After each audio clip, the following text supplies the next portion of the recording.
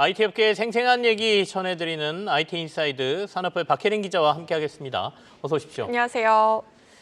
어제 단독 기사를 하나 쓰셨거든요. 네이버의 대대적인 조직 개편 얘기를 하셨던데 그 얘기 좀 오늘 자세히 들어볼까요? 네, 오늘 14일 취임 3년차에 접어드는 최수현 대표의 사실상 첫 대대적 조직 개편이 다음 달을 목표로 추진 중인 것으로 취재 결과 확인됐습니다. 네이버 혁신의 상징인 사내 독립기업 CIC를 폐지하고 본사로 흡수시키는 것이 핵심인 것으로 전해지고 있습니다. 네이버 관계자는 새로운 환경 변화와 26년차 네이버의 체급에 맞는 큰 폭의 조직 개편을 준비 중이라며 핵심은 사내 독립기업 CIC 폐지라고 밝혔습니다. 네이버가 2015년 도입한 CIC 제도는 성장 가능성이 높은 조직에게 경영 전반을 독립적으로 운영할 수 있도록 자율성을 부여하고 자립할 역량이 있다고 판단될 경우 독립시키는 혁신 모델로 10년 동안 유지되어온 네이버의 성장 전략이었습니다. 한성숙 전 대표 시절에는 CIC가 네이버의 심장으로 불렸을 정도고요. 사실 네이버도 출발은 삼성 SDS의 사내 벤처 기업으로 출발했었습니다. 다만 네이버의 몸집이 커지면서 CIC로 대표되는 역동성보다 전사적 위기 관리와 중앙 통제 강화의 필요성이 제기된 것으로 전해집니다. 현재 남아있는 5개 CIC는 비즈와 서치, 포레스트, 글레이스, 커뮤니티 등인데요.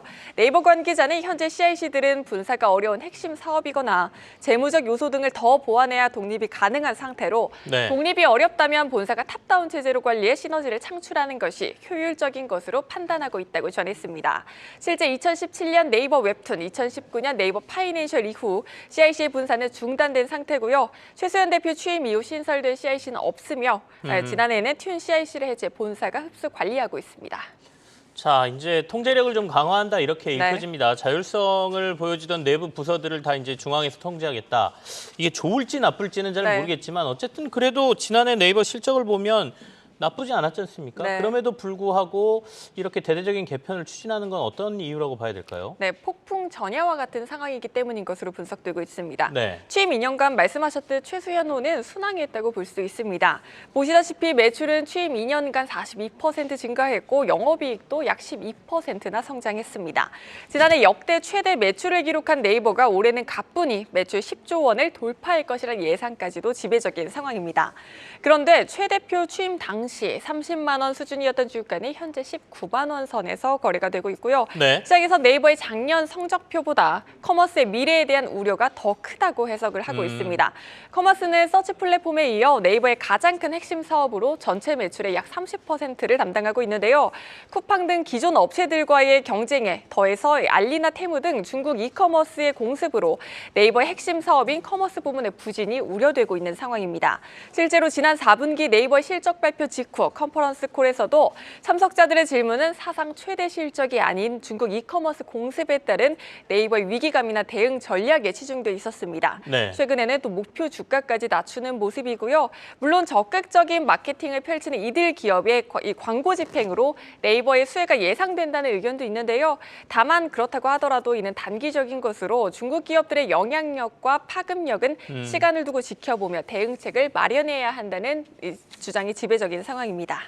사실은 토종 IT 업체가 이렇게 버티는 것도 그렇게 글로벌 전체 시장에서 많지는 않습니다. 글로벌 빅테크들의 공격이 워낙 강하기 때문인데요. 그래도 어쨌든 최근에 보면 중국의 커머스 업체들의 도전이 상당히 좀 무섭다는 얘기가 많이 나오다 보니까 네이버 최수현 대표에게는 어떻게 보면 닥쳐있는 도전이다 이렇게 볼 수도 있고. 그렇습니다. 유튜브 존재는 항상 위협적인 존재이고요. 맞습니다. 중국과 더불어서 유튜브도 네이버의 아성에 균열을 내고 있는 상황이죠.